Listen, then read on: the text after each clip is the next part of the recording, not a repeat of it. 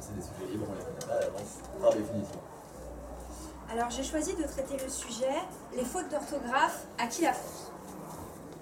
Chers membres du jury, chers auditoires et confrères de l'UBEC, je m'adresse à vous aujourd'hui suite à un constat, je dirais, plus qu'inquiétant. On nous le répète depuis longtemps, et nos chargés de travaux dirigés ne cessent de le faire. Chers élèves, soignez votre orthographe. Voici l'un des mots les plus intenses de notre société, la maîtrise de l'orthographe et plus généralement, dirais-je, de la langue française. J'étais ce week-end dans un café avec quelques amis. Je rencontre alors James. James est plutôt beau, grand, il exerce la profession de cadre commercial. La soirée passe, nous discutons, il me demande mon numéro, je lui donne. Le lendemain, j'attends avec impatience que mon téléphone sonne, jusqu'au moment où je reçois C, la lettre, James, TFK ce soir. Je traduis donc, c'est James, tu fais quoi ce soir? À ce moment précis, je me souviens de ce qu'une amie m'avait dit la semaine passée. Les fautes d'orthographe, c'est un véritable tue-l'amour. Imaginez ma déception.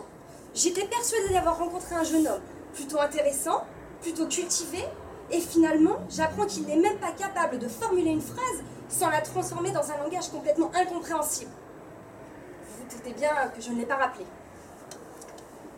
Mais pour ce langage, à qui la faute? Il me semble qu'ils ont pourtant inventé le mode T9 sur les téléphones portables.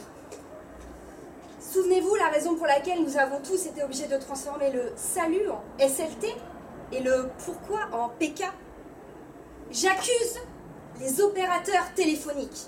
Et oui, mesdames et messieurs, il ne faut pas que vous oubliez la raison pour laquelle ce langage a été construit. Sachant qu'un SMS représente approximativement 160 caractères, facturés à près de 10 centimes l'unité, avant que n'apparaissent les SMS illimités.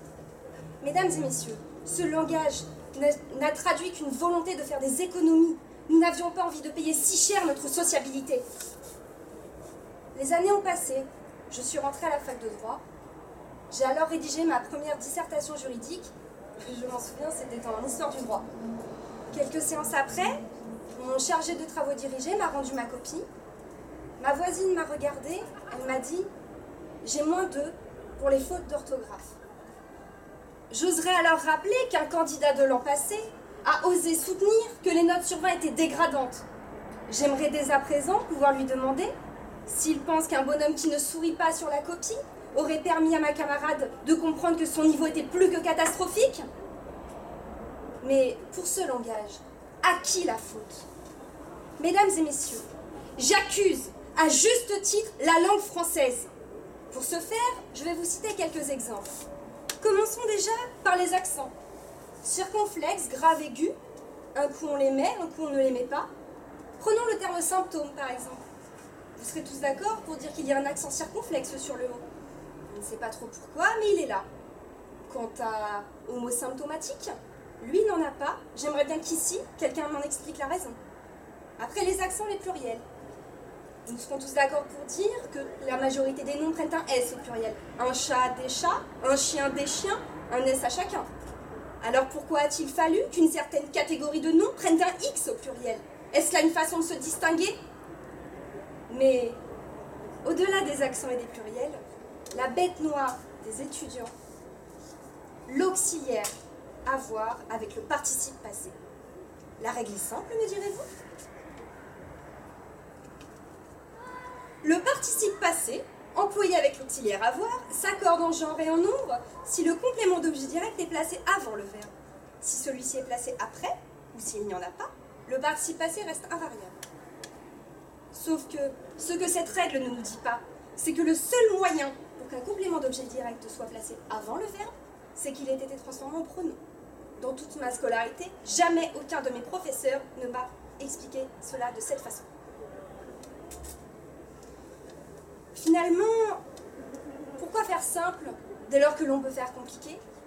La distinction singulier-pluriel, masculin-féminin semble finalement bien trop banale. À bien y réfléchir, je crois que je préfère encore étudier la lettre de changer le compte courant. Mesdames et messieurs les jurés, ne nous condamnez pas. Je vous l'ai démontré, Nous ne sommes pas fautifs de nos fautes d'orthographe. Soyez indulgents. Après tout, la faute d'un tiers n'est-elle pas exonératoire?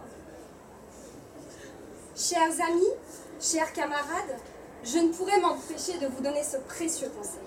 Si vous tenez un tant soit peu à vos notes de partiel, munissez-vous du Becherel. Merci.